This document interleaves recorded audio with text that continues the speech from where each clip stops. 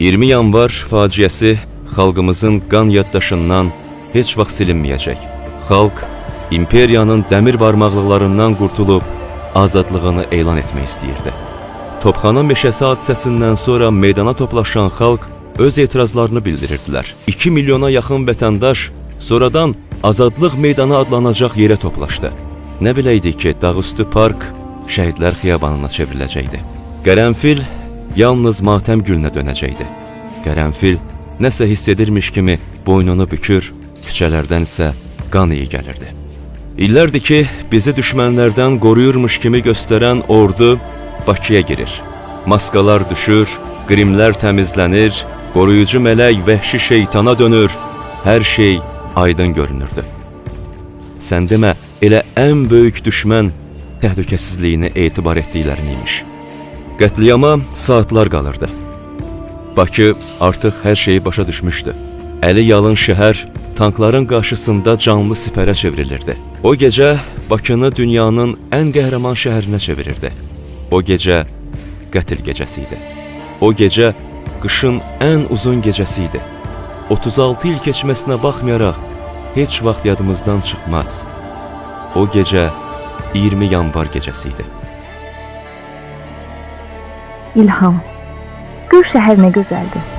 Kaş burada bir evimiz olaydı.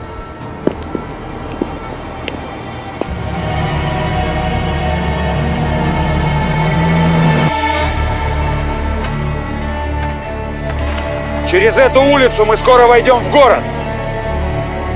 Приказ сверху.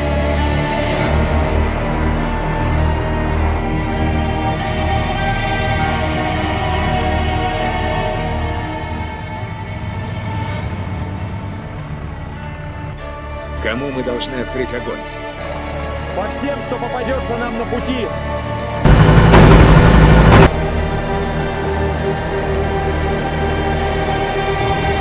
Тихо. У кого звук будет слишком громким, сделаю один выстрел. Солдат! Чего вы добиваетесь?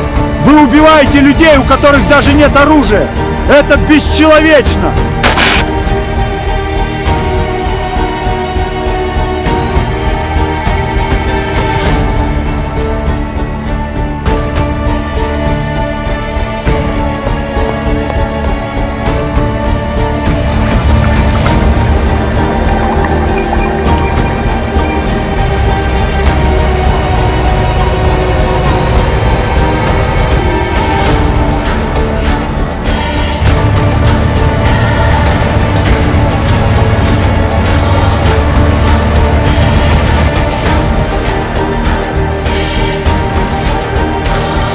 Azadlıq meydanına tərəf gedək. Tankların qabağını kəsmək lazımdır. Операция «Удар» начинается. Привести подразделение в движение.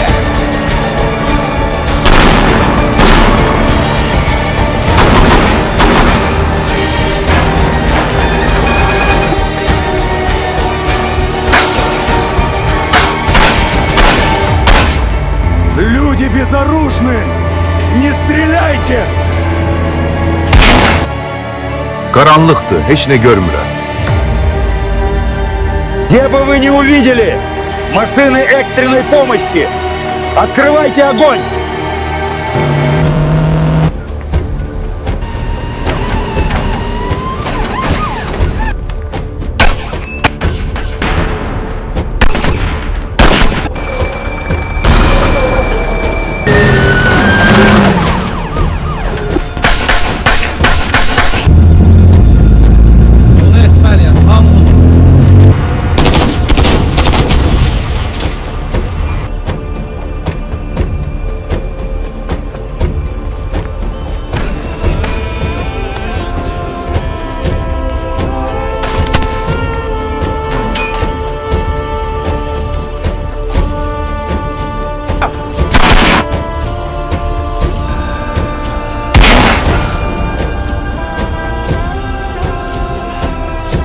Traktoru saxla, hemostatı gətir.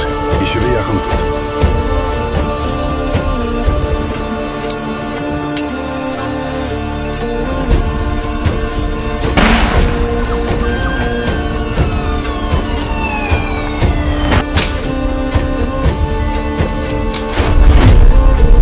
Canını qurban edənlər canımızı qurtarmışdı. O gecə heç kim yatmadı. Qış yuxusundan ayılmışdıq. O gecə çiçəklər buza, güllər borana, şəhər güllə barana dönmüşdü.